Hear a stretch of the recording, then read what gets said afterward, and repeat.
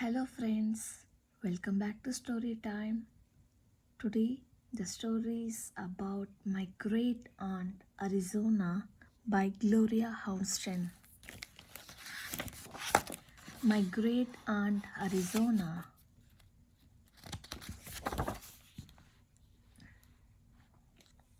My great aunt Arizona was born in a log cabin her papa built in the meadow on Henson Creek in the Blue Ridge Mountains. When she was born, the mailman rode across the bridge on his big bay horse with a letter. The letter was from her brother, Galen, who was in the cavalry far away in the west. The letter said, "If the baby is a girl, please name her Arizona, and she will be beautiful like this land." Arizona was a very tall little girl. She wore her long brown hair in the braids. She wore long full dresses and a pretty white apron. She wore high button shoes and many petticoats too. Arizona liked to grow flowers. She liked to read and sing. And Squire danced to the music of the fiddler on Saturday night. Arizona had a little baby brother, Jim. They played together on the farm. In summer, they went barefoot and caught tadpoles in the creek. In the fall, they climbed the mountains searching for galax and ginseng roots. In the winter, they made snow cream with sugar, snow, and sweet cream from Mama's cows. When spring came, they helped Papa tap the maple trees and catch the sap in buckets. Then they made maple syrup and maple sugar to eat like candy. Arizona and her brother Jim walked up the road that wound by the creek to the one-room school. All the students in all the grades were there, together in one room. All the students read their lessons aloud at the same time. They made a great deal of noise, so the room was called a blab school.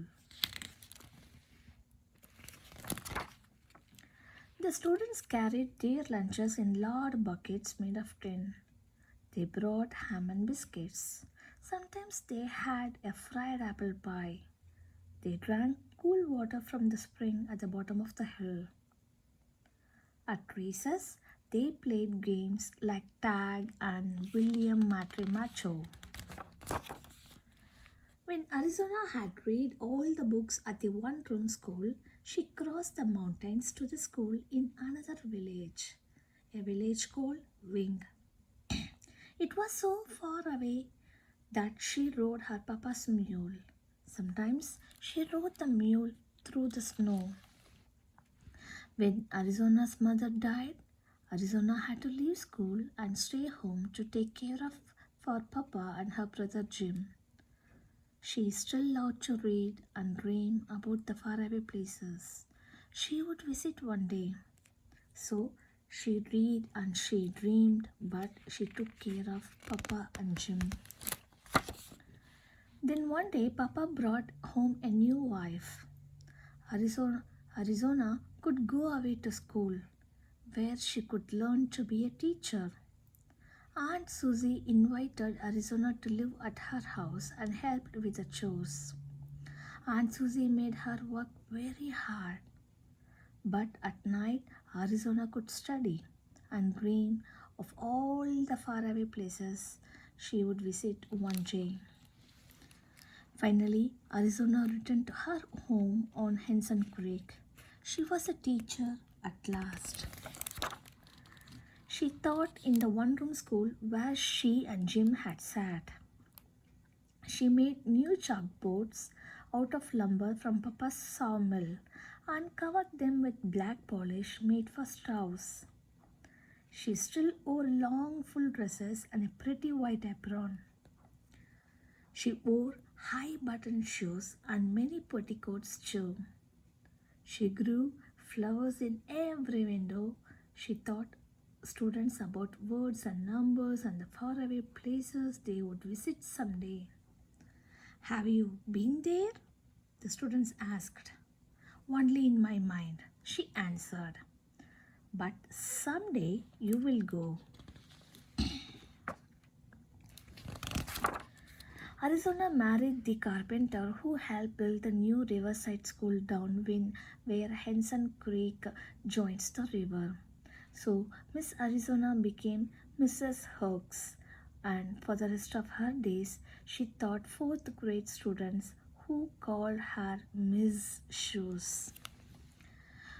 And when her daughter was born, Miss Shoes brought the baby to school, to the sunny room where flowers grew in every window.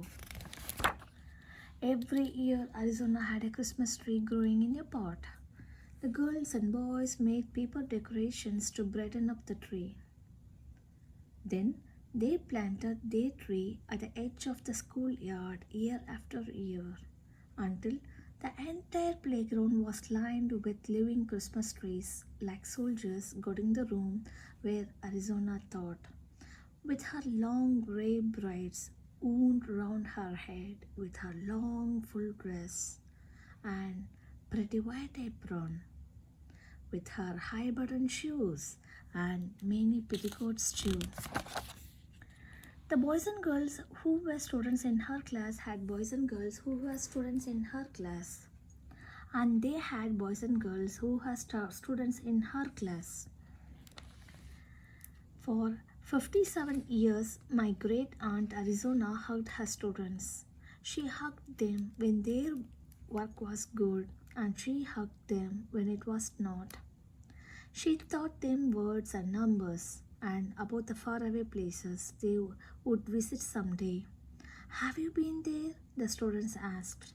Only in my mind, she answered.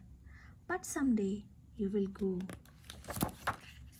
My great aunt taught my dad, Jim's only son, and she taught my brother and me in the fourth grade. With her soft white braids wound round her head, she taught us about the faraway places we would visit someday.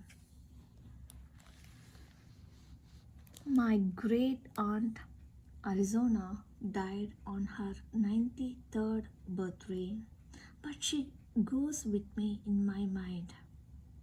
A very tall lady in a long full dress and a pretty white apron with her high button shoes and her many petticoats too. She is always there in a sunny room with many flowers in every window and a hug for me every day. Did she ever go to the faraway places she taught us about? No, but my great aunt Arizona travels with me and with those of us whose lives she touched. She goes with us in our minds. The end. Thanks for watching the video. Bye.